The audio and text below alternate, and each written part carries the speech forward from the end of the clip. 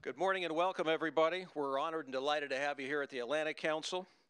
I very much appreciate you being here with us this morning for this Commanders Series event to hear from General Philip Breedlove, Commander of U.S. European Command and NATO's Supreme Allied Commander Europe.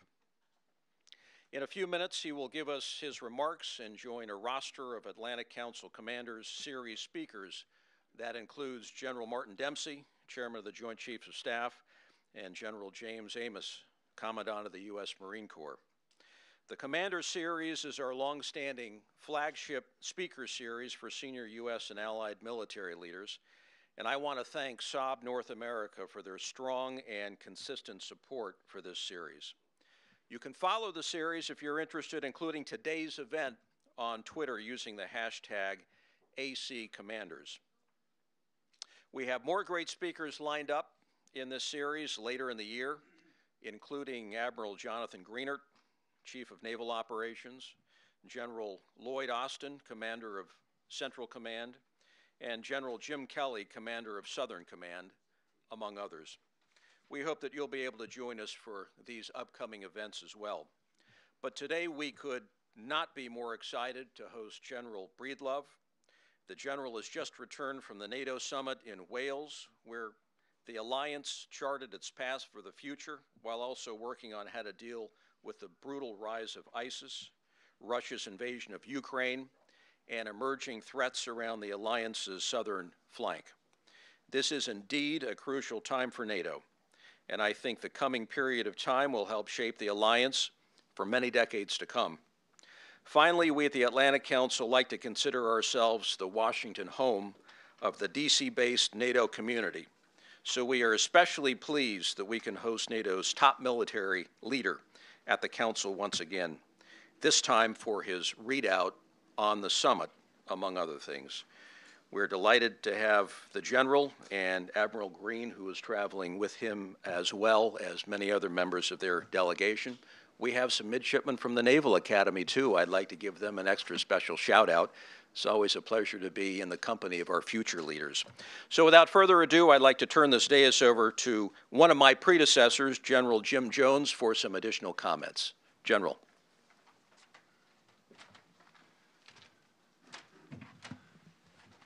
Thank you, Governor, and good morning, everyone. It's an honor to be here to introduce, or to help introduce, the Supreme Allied Commander of Europe. I like to spell out that title because it has a special elegance to it that some people around Washington don't appreciate. So good morning and welcome. As I said, it's a real honor to be here. I'd also like to recognize the 17th Supreme Allied Commander of Europe. I'm sorry, the 11th. The 17th is to be introduced. General George Showen, pardon me. General, always good to see you, and thank you for being here. When the recently completed Wales summit was first planned, it was originally intended to mark the conclusion of nearly a decade of successful Allied operations in Afghanistan, a responsibility the alliance assumed many moons ago when I held General Breedlove's position. While NATO and its ISAF partners did have a meaningful discussion on the Afghanistan transition, the summit will most likely be remembered for NATO's response to Russia's ongoing destabilization in Ukraine and its discussions about the emerging extremist threat on NATO's borders in Iraq and Syria. The crisis in Ukraine and the dramatic rise of tensions with Moscow have been unwelcome developments in all matters pertaining to European security. Secretary General Rasmussen has stated that Russia's actions in and around Ukraine pose the most serious threat to European security since the end of the Cold War.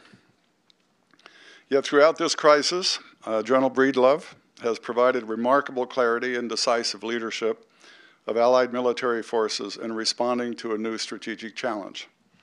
In his annual EUCOM posture statement delivered to the U.S. Congress this spring, General Breedlove made a clear and compelling case that America's European allies are force multipliers and that a robust American force posture in Europe delivers good value to the taxpayer, a position that I know all of General Breedlove's predecessors also agree with. As the crisis in Ukraine worsened, General Breedlove has clearly explained Russia's strategy and tactics to our publics on both sides of the Atlantic and how they differ from the Soviet threat of the past. General Breedlove has done more than just describe the new challenge to Europe's security. He is pushing relentlessly for the alliance to continue its transformation, to adapt to new threats like cybersecurity and unconventional warfare. He's bolstered the readiness of NATO militaries to deter threats in this new environment. And under his direction, NATO has organized an extraordinary set of assurance measures across all of Europe, north, south, east, and west, by land, in the air, and on the sea. Meanwhile, he and his staff have been hard at work in advance of the summit to develop new measures to strengthen NATO's continuous presence and readiness in Europe's east and north. Measures that were blessed at Wales, and which I'm sure General Breedlove will describe to you in more detail. General Breedlove has impacted the alliance beyond the Ukraine crisis, however. He's overseen operations in Kosovo, the Mediterranean, off the Horn of Africa, and in ensuring a peaceful transition in Afghanistan. Meanwhile, he's worked to strengthen NATO's partnerships around the globe as part of the alliance's missions of bolstering cooperative security. General Breedlove assumed the title of Commander, U.S. European Command and Supreme Allied Commander Europe in May of 2013. An F-16 pilot by trade with combat experience in the Bosnia and Kosovo conflicts, General Breedlove has a rich regional experience in senior command positions in Asia and Europe and leadership positions in the U.S. Air Force. He served most recently as Vice Chief of the United States Air Force and Commander of U.S. Air Forces Europe, before assuming the best job title in the U.S. military, Supreme Allied Commander Europe. It was a great pleasure to have General Breedlove at the Atlantic Council's Distinguished Leadership Awards dinner this April, and it's a pleasure to welcome him back to the Council for his public debrief of the NATO Summit. I'd like to turn the microphone over now to Mr. Jonas Helm, who will continue the introductions. Thank you.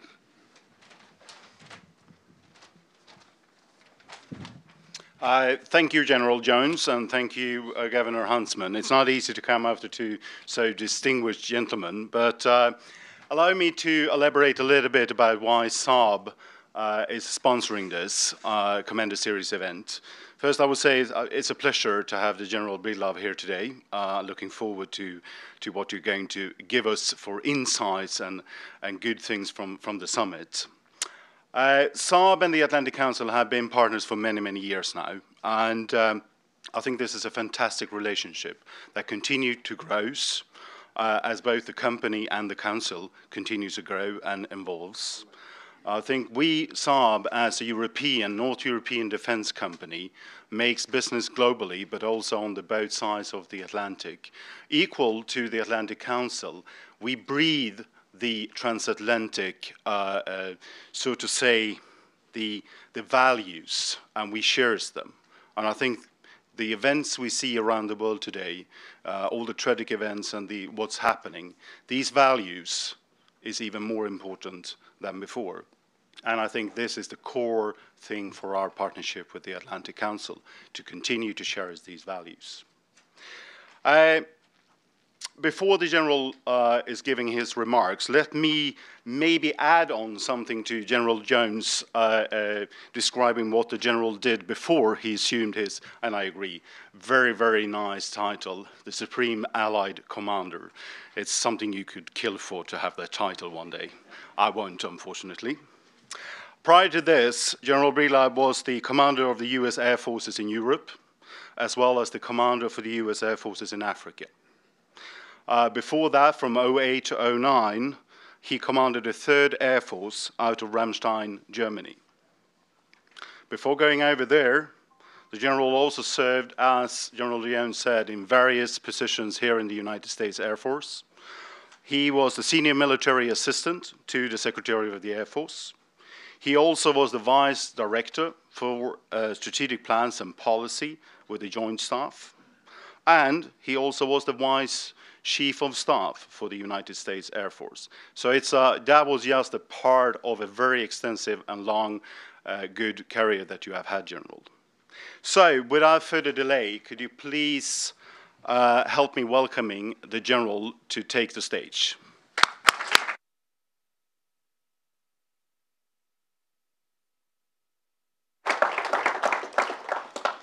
So first of all, thank you to the Atlantic Council for a lot of things, for this opportunity to speak to you, but most importantly for all the work that it has done through the years in helping shape the policies and the positions that take us forward in our relationships across the Northern Atlantic. And it is about shared values and things that were mentioned.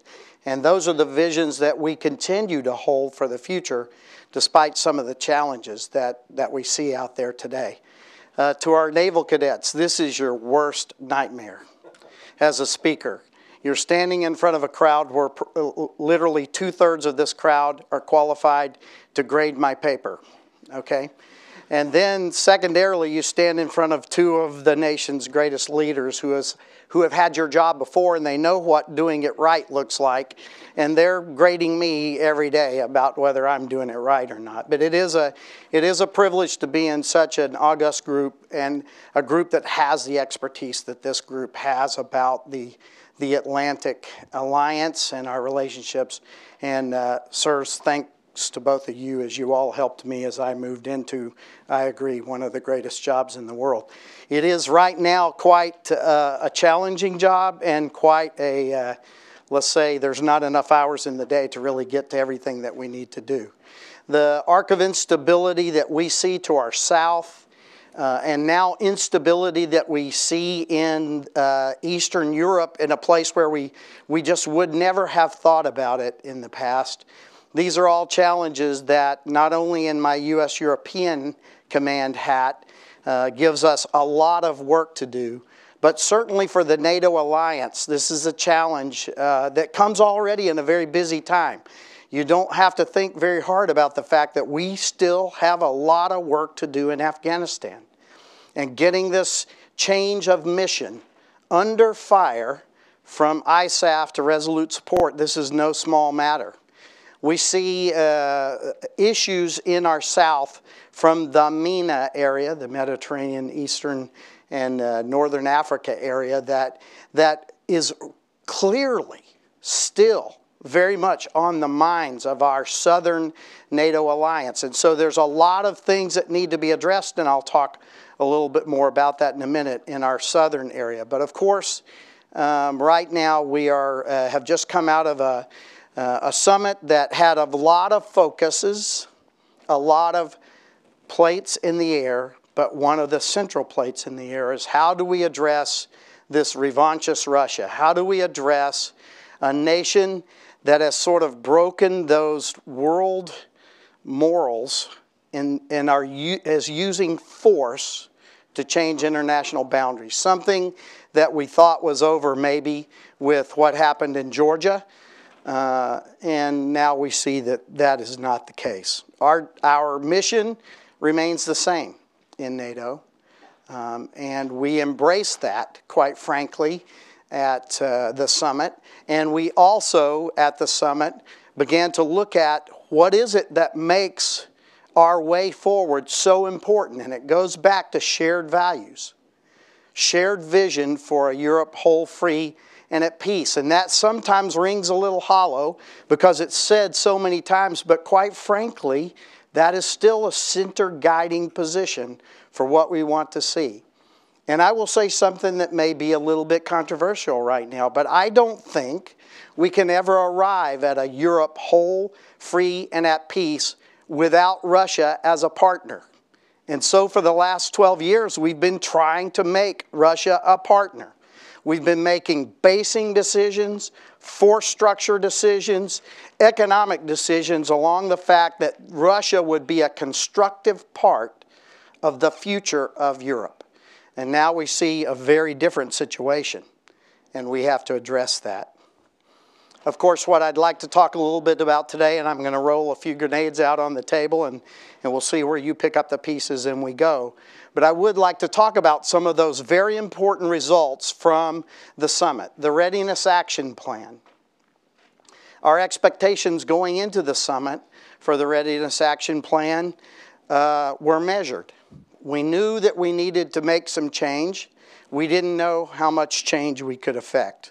I'm happy to report that, quite frankly, we got just about everything we wanted to do. And now if we are able to implement the changes we made in the Readiness Action Plan, or the RAP as we call it, I think we can reset this alliance for this new challenge that we see in Eastern Europe. And quite frankly, the changes that we will make will also give us adaptations that will better position us for some of the problems we see in the South. And this is important to our Southern NATO alliance members, that this is not just about the North and the East. It has to be addressing all of our alliance. Responsiveness. We've had a magnificent NRF, well engineered across the ages. It did all the things that we asked it to do. We evaluate it, we look at it hard, and it meets every expectation that we set for it in the past. So one of the things we try to make sure people understand is we are not disheartened by what the NRF did in the past. It met exactly what we asked it to meet, but now it is inadequate to task for what we see is the future requirement on our NRF forces and capabilities. And that's why the Readiness Action Plan will look at a series of measures that will adapt that NRF. Responsiveness, not readiness. The readiness is exactly what we ask of it.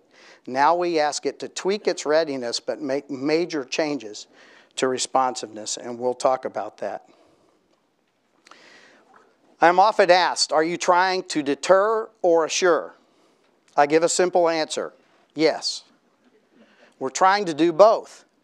We needed immediately to assure our allies when Ukraine first kicked off with Crimea, but certainly when the Russian forces came across the borders into eastern Ukraine, we needed to assure our alliance posture. Allow me as an airman to use an Air Force example. 14 hours from go to show, our aircraft left Lakenheath, landed in Estonia, and we're flying caps 14 hours from go to show. This is assurance. This is NATO power, not just air power, but NATO power, assuring our allies that we're there and we can be there rapidly if required. We brought assurance to those forward nations. Now, of course, as you know, we in ACO were tasked to build, as the General mentioned, a series of measures that are air, land, and sea, north, center, and south. And the Alliance did a magnificent job of doing that. The air element immediately, the land elements and the naval elements took a little bit more time, but they were very quick, and they are very visible and very assuring to our nations. I think we hit, in sports terms, a 440-foot home run with assuring quickly our NATO allies. Do we deter? I will allow you to enter that debate, and if you want to talk about it in Q&A, I think it's a good question. Clearly, when Mr. Putin now looks across the borders of these three northern nations, he sees a NATO alliance represented by NATO forces that are there exercising, preparing, all of the things that we need to do should we ever have to take actions in those areas. So we had credible, persistent presence with capability that is very visible, not only to the nation we wish to assure, but to any aggressor that we wish to deter.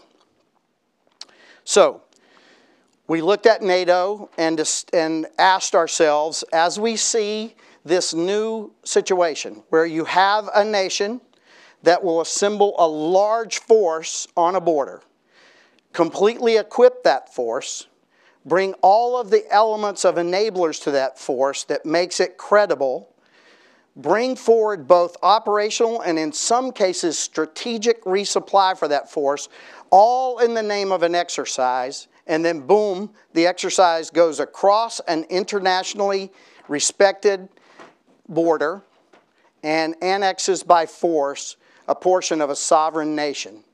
So how do we react to that? How do we react to the possibility of that same scenario in the future? So we looked at what a simple fighter pilot calls a three-legged stool, and it lays out like this. Why would I call it a three-legged stool? It's to make a point that a three-legged stool, if you take any leg away, what happens to it? It falls over. So these are interrelated, interconnected requirements. The first leg of that stool is that we need to change the responsiveness of the NRF. Like we talked about before, the NRF does what we ask it to do now, but what we ask it to do is inadequate to task to the new threat that we see from this scenario that I described of this nation not respecting borders and changing borders by force. So the first element is that some portion of the NRF will become much more rapidly available for use. How much? That's a discussion now that we'll work on. We put forward some ideas of 48 hours and 5 days for some of that force. And now we will begin to look at the details of will that work. I now have another sports analogy. I talk about the goalpost. Whatever we do with this force, it has to go through the goalpost of being affordable and sustainable. If it's not affordable and it's sustainable, it's not creditable for the long run. We can't afford something that looks good for 6 months and then falls apart. This has to be something that remains with us. So the first leg of the wrap is changing the responsiveness of a portion of the NRF. And I'll be happy to talk about some of the particulars on that if you want later. The second piece is, again, it sounds a tiny bit irresponsible, but remember for 12 years we've been treating Russia as a partner. So on a day-to-day basis, we don't have any what I would call operational or tactical level headquarters in NATO that is thinking about Article 5, thinking about collective defense, the ability to defend an ally. Clearly in my headquarters, we talk about it and think about it, but we're not an operational or tactical level headquarters. So we need a headquarters element of ability, I think, at the core level that will be focused every day, 365 days out of the year, 24 hours a day, on collective defense, Article 5 responsibilities for the alliance. This is primarily, of course, aimed at the North and East, and I'll talk about the rest of the alliance in a minute. So the second leg of this three-legged stool is a headquarters that feels responsible to the SACEUR and to the alliance for Article 5 collective defense all day, every day. That is their mission. It won't be their only mission, but it will be their primary mission. So that's the second part of the stool. A command and control capability at speed with tasking, collective defense, Article 5. The third piece is the harder and more controversial piece, and the one that you hear talked about in the paper so much. And that is some forward presence in these nations that does multiple missions for us. In peacetime, that forward presence prepares the battlefield, looks at where we can accept forces, works on those infrastructure requirements that allow us to rapidly receive forces, put them in the field to fight if required. Day to day, exercises with the local nation to bring up those processes, which makes NATO much quicker to react if required. Works to preposition materials, works to establish local understandings that would allow a NATO force, if it had to rapidly respond, to quickly come to mission. And then, in that worst case scenario where we needed it, this headquarters would be the backbone on which rapidly reacting forces from the new NRF structure would fall in on to rapidly constitute combat power in the forward area if required. So how do we define this forward presence? How do we define its missions, its roles? How do we finance the requirements of forward positioning, equipment, et cetera, et cetera? These are all the details now to be worked out, and we have some ideas. But if you think about this three-legged stool I talked about, a rapidly available NRF, a command and control structure that is at speed and ready if it's required on, and then a receiving force that on day-to-day is exercising, preparing, setting the stage for rapid acceptance of combat power that comes from that newly structured NRF, if required then to constitute combat power in the forward area. And these are the three legs of the stool that the RAP is based on. And these are now the details that we'll begin to work out. We've already written a paper to lay out for the Chiefs of Defense to consider here as they come to Vilnius next week to begin to shape these concrete pieces. Again, the three legs require each other. Some would argue, well, can we do it without this, or can we do it without that? The answer is, sure, but it may not work. I think we require all three of the legs of the stool. So, again, very encouraged by what happened at Wales, very encouraged by the solidarity that I saw in the alliance, and I would hate to overcharacterize because I don't want to sound too positive, but what we thought was going to be the ceiling of what we could get at Wales became the floor of what we can expect in the future because our nations truly embraced the change, and now the deal is working out the details to hit the goalpost, affordable and sustainable for the future. So I think that's the end of my prepared remarks, and now we'll enter into the more fun part of today's conversation. And I'll ask for help in choosing who's going to get to grill me first. Well,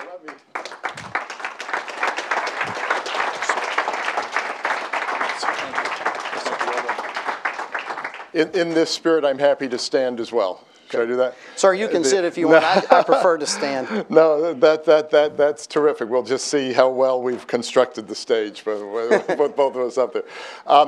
First of all, I really want to thank you for taking this time. I think we've all been impressed by your voice in this crisis, in this moment of history, and the clarity. Your op-ed in the Wall Street Journal was brilliant. The one thing this three-legged stool didn't address is what does NATO do, what does the alliance do toward what one would call gray areas? And let me ask this in two parts. First of all, give us our assessment of what the situation is on the ground at the moment in Ukraine. What are you seeing? What are you seeing during this ceasefire, et cetera, et cetera? And then if you could take it a little bit beyond Ukraine to a general question of you know, are we drawing new lines in Europe, or can we avoid that? Right. So many of you have served with me. I see more and more faces in the crowd of people I've worked for or with in my life. And I would hope that those who have served with me would be quick to say that Breedlove is almost always an optimist, because I am.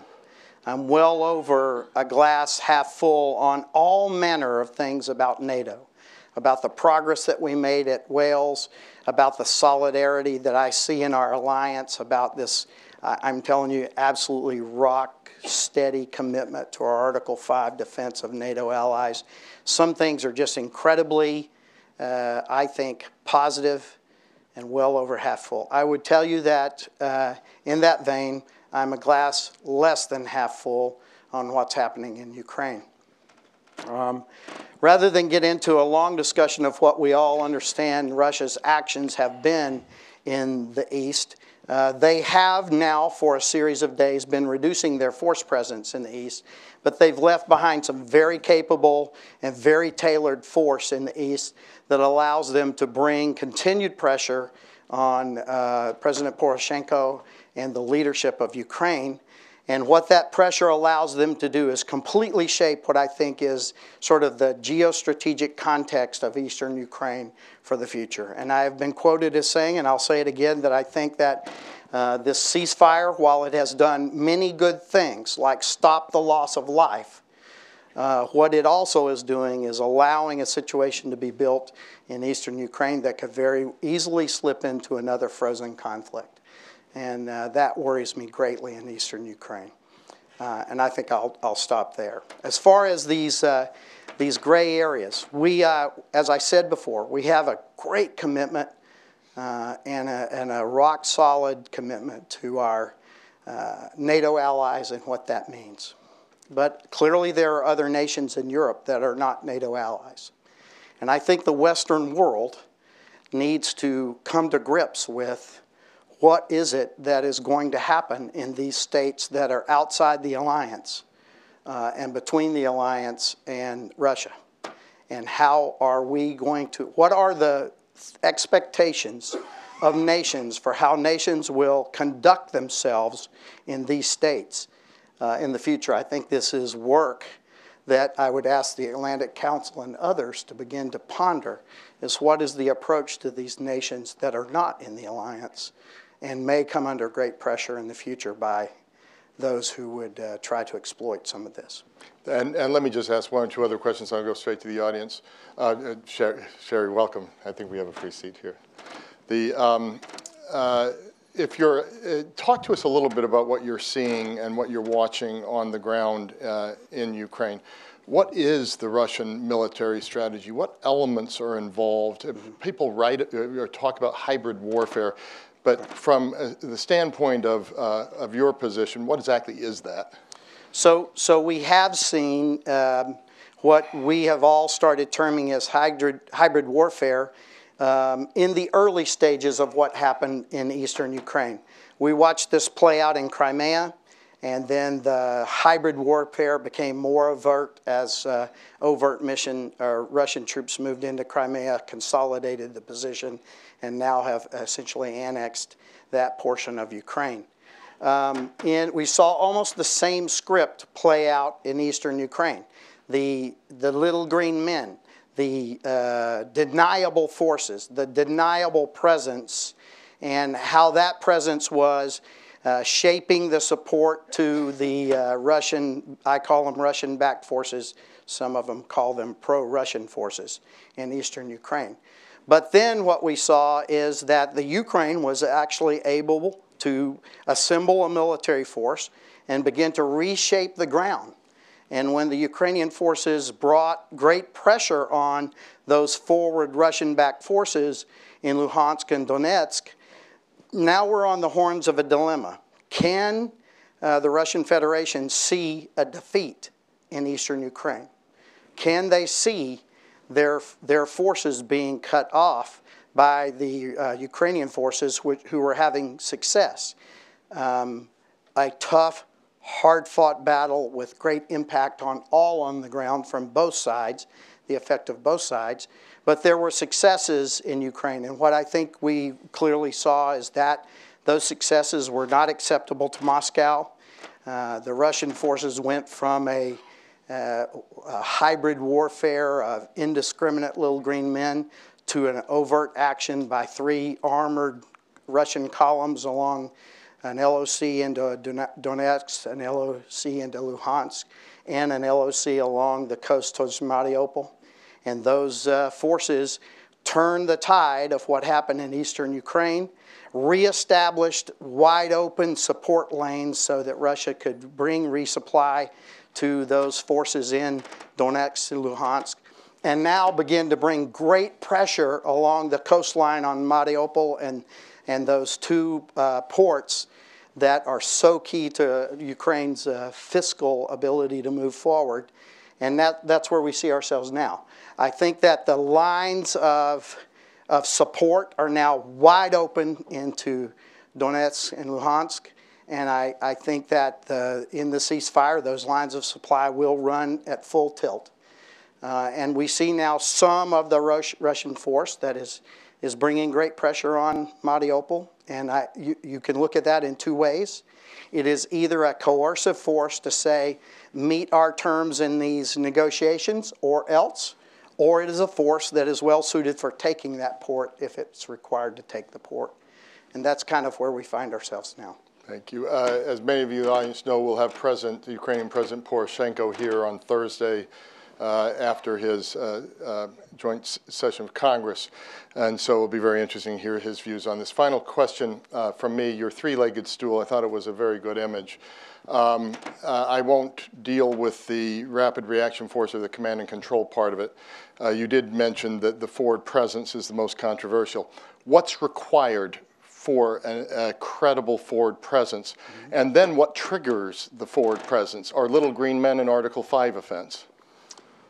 So let me recharacterize your question just a little bit, because I don't think the forward presence needs to be triggered. I think we need a forward presence right now. Badly put on my Right. part. Yep, absolutely. We describe this as a persistent presence, and it will be a persistent presence enabled by rotational forces. How long those rotations are will be decided by much more smart men and women who do that kind of planning and look at duration versus understanding the mission versus other pieces. But I believe we need a persistent presence, rotationally enabled by a significant duration, so that we're not relearning something every 3 months.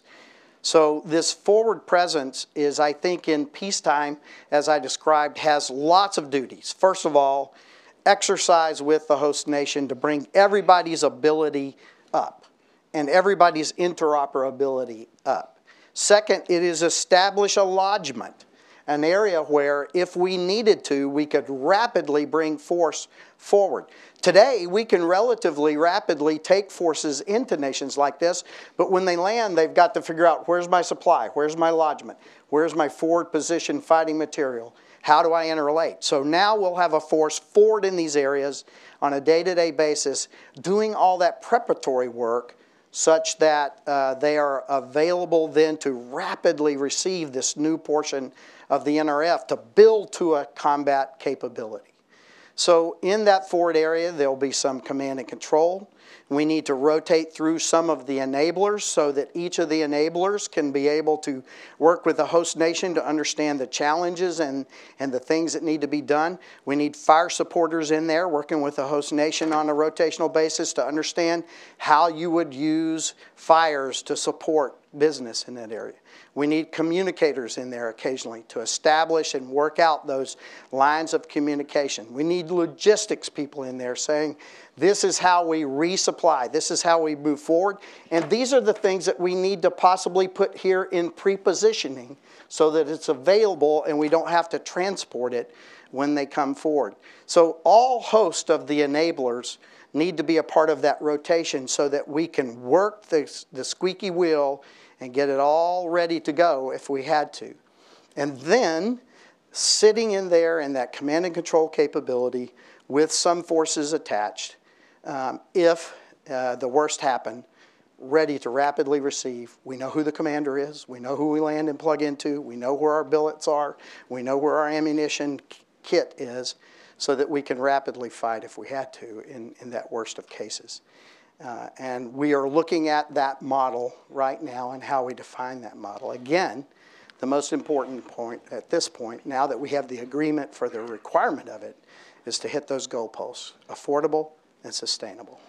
But Article 5 is harder, I would say, than it used to be. It can be a cyber attack potentially. It's unlikely to be, a Russian-marked tank heading across the border. So back to the question: are little green men an Article 5 offense? Is cyber an Article 5 offense? How do you look at all of that? So there is a broad series of questions that we are now asking ourselves, and they go. You hit two of the hardest ones. Yeah. First of all, cyber. What constitutes an Article 5 in cyber? And that we frankly had not been addressing that in the past, and after the Whale Summit, we agreed that there's work to do about what cyber means in this context. On the flip side, to the little green men thing, we have clearly now seen the script play out in Crimea. We've seen the script play out in eastern Ukraine. We're beginning to see some of the script in Moldova and Transnistria. And so we're beginning to understand this whole track of how this hybrid war will be brought to bear. And so what we now have to do is look at those forces in our border nations where there are substantial Russian populations, and how do we better prepare those nations to survive the initial onslaught of this hybrid war. Because I think what we all understand is that this hybrid war, if it kicks off and it is unattributable, this is not a NATO issue. It is an internal to that nation issue. It's an MOI problem in most nations. How do we better prepare our allies to characterize, understand, and survive the initial onslaught of the little green men scenario? Clearly, also, we had great acceptance among the NATO allies, though, that if you attribute this little green men issue to an aggressor nation, it is an Article 5 action, and then all of the assets of NATO come to bear. And so those are the lines of thought we're working on. So very interesting attribution issue. Please, right here, and I'll try to get your questions in the order that they've come. Right here. Thank you, please.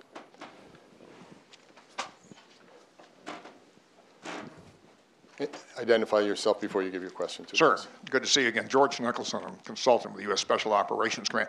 You talk about enablers. General Jones has left, but one of his large initiatives when he was the SACEUR commander, along with Rear Admiral Bill McRaven, was the establishment of the NATO'S Special Operations Command. Which is a huge success, by the way. Well, one of the things that Admiral McRaven tried to do, but there's been pushback on Congress, he wanted to duplicate that same capability for General Kelly down in Southcom and the PACOM commander. So can you talk to how effective you think the NATO Special Operations Command has been? Well, it's been absolutely amazing.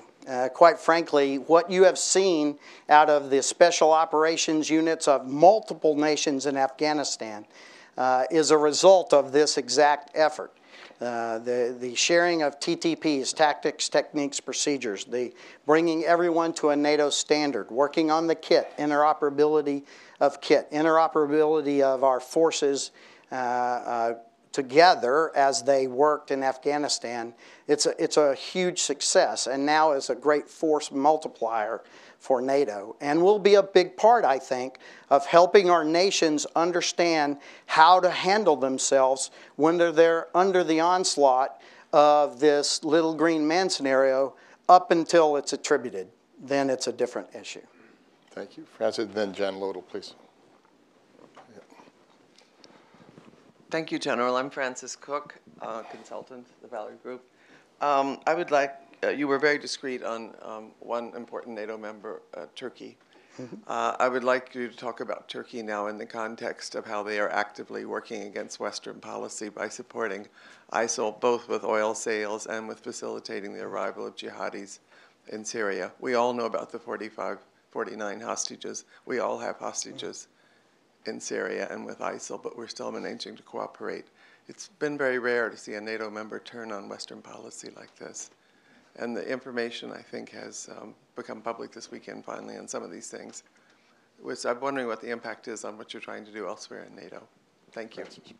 Okay, so here's what I'd like to say about Turkey. First of all, we need to remember that Turkey is an important ally in the NATO alliance.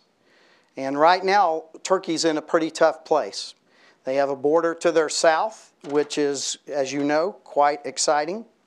And now they have a neighbor to the north, who we used to think was a partner, who has put in place in Crimea the ability through coastal defense cruise missiles and surface-to-air missiles to pretty much dominate the Black Sea. And they've messaged us pretty hard on their ability to exert their influence in the Black Sea. So our ally Turkey is caught between a rock and a hard place, as my father would say in his past. And so I think we need to understand the context of Turkey in that way.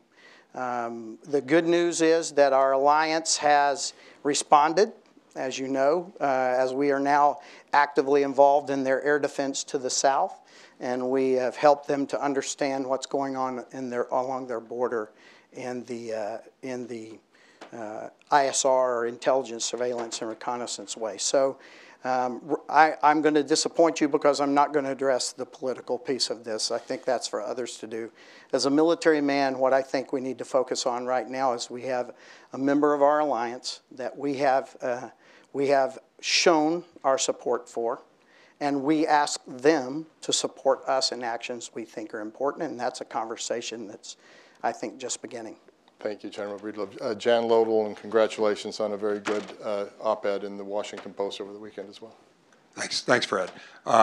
General, in Ukraine, what you said about forward deployments, that leg of the stool, what we're doing for allies, is that feasible to do for Ukraine if you had the right authority? And would it in fact help if we could do that, not so much to prepare for the rapid reaction force to come, but rather to support Ukrainian forces as a deterrence matter, to try to at least halt the Russian advance where it is, save Mariupol, save the corridor to Crimea, make sure they at least have to undertake an action that's probably bigger than they would feel prudent for them to do in order to move beyond where they are.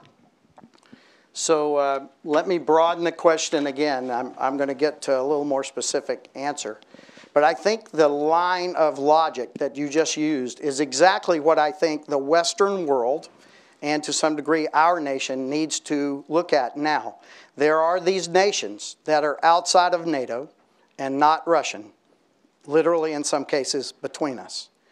How does the Western world approach those nations?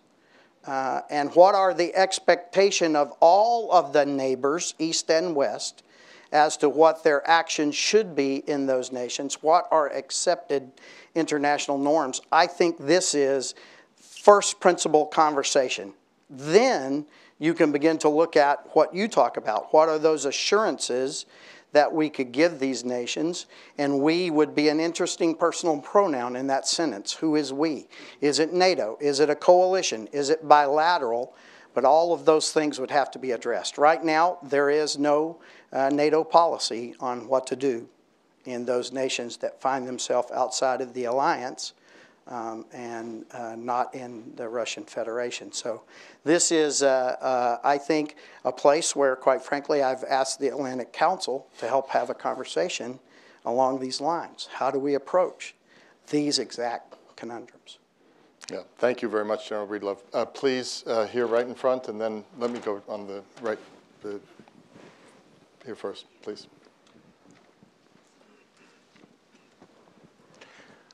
Peter Scharfman, Miter Corporation.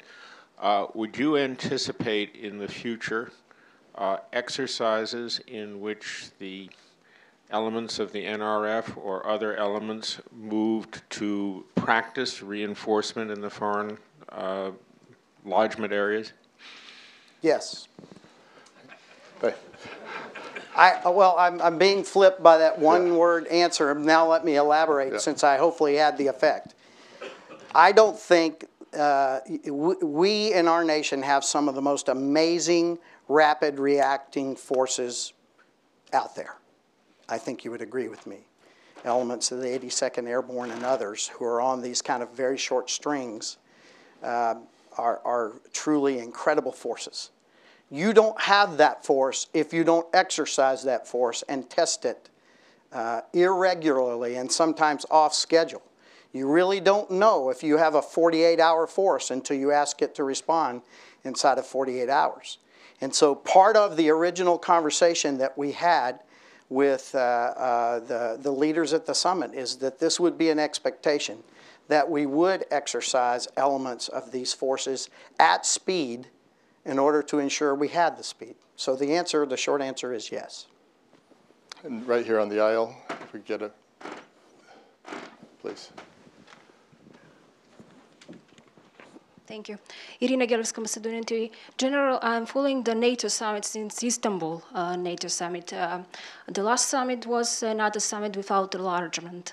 What do you think about the feeling in the candidate countries such as Macedonia that maybe if there was enlargement in the previous summit, the situation such as Georgia and Ukraine could be prevented? And I think obviously this is a good question to ask a military leader versus a political leader. How do you look at the whole issue of enlargement? So what our nations have absolutely reaffirmed is that the door is still open. No one moved through the door in this summit, but several had their programs of engagement improved, and most notably Ukraine and others had their programs of engagement improved, Georgia clearly as well. I think that there are lots of things that nations need to do to come across that barrier into NATO. And what I would do is I would reserve now to make remarks towards the military pieces of those, because those are the things I understand the most. And clearly, some of the nations, like Georgia, have done an extremely good job of becoming interoperable with NATO and deploying with NATO. Georgia has deployed at a very constant and high level its forces in support in Afghanistan and other places. And so what I see is the nations continue to move towards their goal, or have already probably in some cases met the military expectation that we have for their entry into NATO. And now some of the more political issues are being worked out by the political leadership of NATO. Thank you, General Breedlove. I'm going to take, there's so many questions, I can only take two more. So this young man here, and then the woman 2 rows back, please. And those will have to be the last 2 questions. And let's take them one after another and then give you final comments. Morning, General. I'm Scott Mastioni with Inside the Pentagon.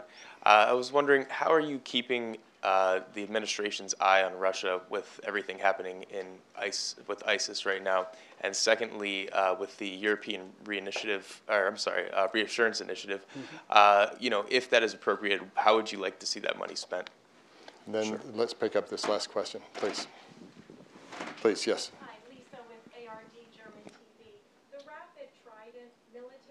Exercises started today in the Ukraine, and I just wanted to ask if that's set to give a provocative signal to Putin.